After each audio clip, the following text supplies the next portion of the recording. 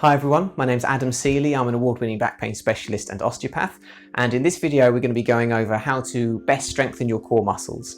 So this is the third video in a series. In the first video I went into what exactly your core muscles are, as well as how to know whether you might have a weak one.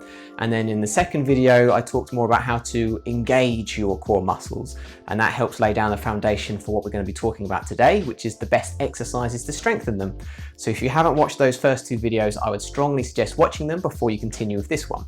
So in truth, there are no best exercises. It's the same as anything. It depends on what you're training for.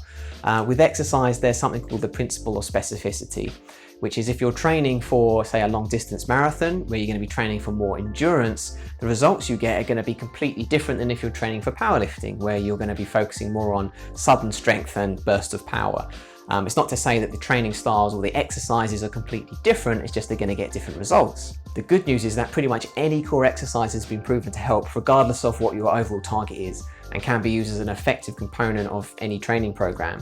So that I mean, if you're training for powerlifting or long distance running, then obviously you're not just going to be doing core exercises, but is a component of a bigger, broader training program, then it's absolutely crucial. Another key principle to exercise is progressive overload. So if you're developing your core, you need to be seeing improvement, you need to be getting better. You might be able to hold a plank for 10 seconds initially, but if you're doing that, then after a few weeks of doing it, you might find that 10 seconds gets quite easy. So if you just keep stopping at 10 seconds, then you're not giving your body any reason to develop or get stronger. So it's important that you start at 10, then you might go up to 15 and 20, and then after a few weeks, before you know it, you're holding it for 30 seconds. So that's the idea behind progressive overload, is that you're trying to make the exercise more challenging. Take running as an example. Yes, you can increase the duration of the exercise, but that's just one way of doing it. So you could run for longer, or you could run the same distance of time, but just at a faster pace. Or you could run uphill, or you could do a combination of all of those. There's lots of different ways to make an exercise more challenging, but it's that stimulation that's going to cause your body to grow stronger. And so this is no different than when you're training core muscles. It doesn't really matter which exercise you choose, as long as you're seeing progression in a safe and effective manner. So with that being said, I'm going to be going over my personal favorite core exercises. These you can all do from the comfort of your own home. They've all been heavily researched, and if you do all of them, you will be effectively targeting all of your core muscles. I will just quickly list off all of the muscles involved for any of you who are interested.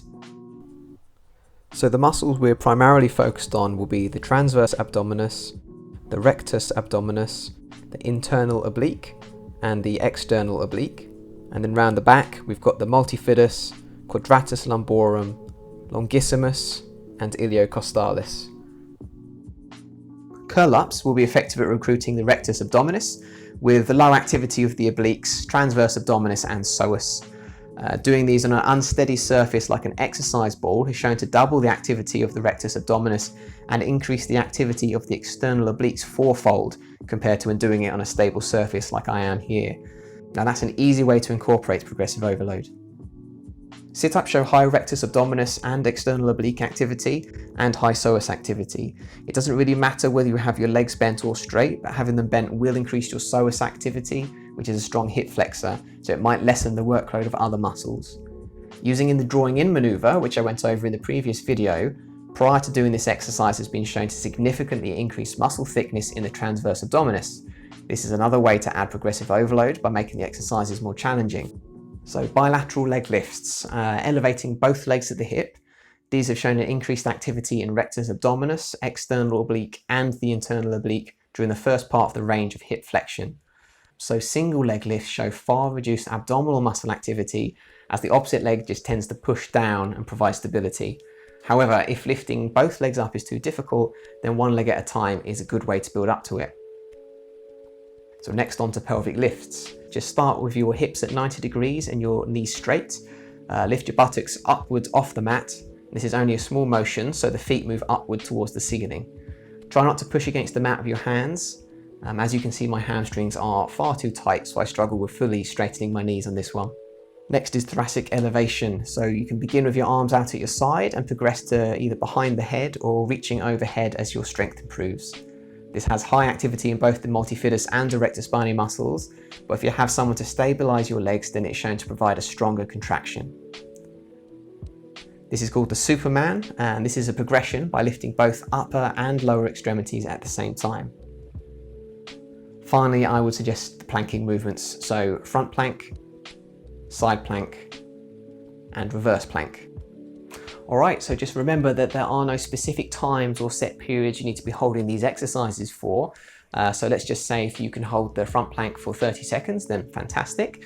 But then maybe after a week or two, you push it to 35 and then push it to 40 seconds. So that's the key to progression. If you're not struggling, then you're going to be cheating yourself into thinking that you're going to be making any real sort of progress. But just remember that working hard shouldn't be painful. So if you're experiencing pain, then just probably best to skip that one particular exercise and then move on to the next one. But if pain is becoming a recurrent problem, then you definitely need to talk to a specialist. So I hope this video has been useful. If it has, then please give the video a like, or if you have any questions, just leave a comment and I'll get back to you as quickly as I can. Otherwise, I will speak to you later. Bye-bye.